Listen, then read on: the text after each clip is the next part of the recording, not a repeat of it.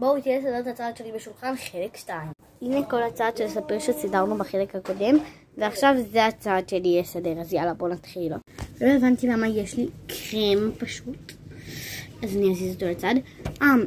ואגב, עכשיו זה סוכות, וכל האורחים שלנו באים, בגלל זה אני אסתכל כאן. נועה! אוקיי, לא הבנתי מה את מדברת.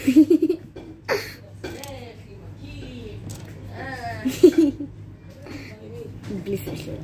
אוקיי, עכשיו אני אתחיל לשנות כאילו את הכל ממש. זה של אחיין שלי, לא יודעת למה. למה זה אצלי?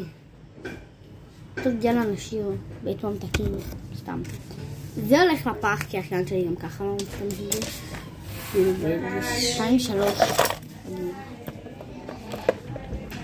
יש לי כזה שעון קרוע כזה. באיזה 2 שקל, כי זה לא שעון אמיתי, רואים?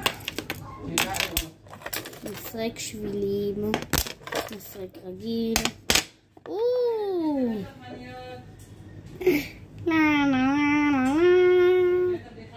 שלום, לי קוראים לי שלווה. באמת קוראים לה שלווה, סתכלו. שלווה.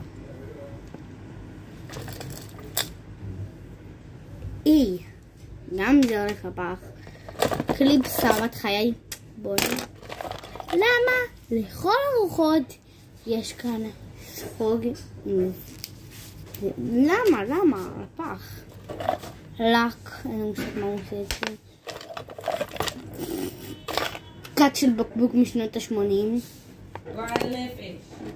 סתם. קאט פשוט. אני חושבת שלי חיפשתי אותה.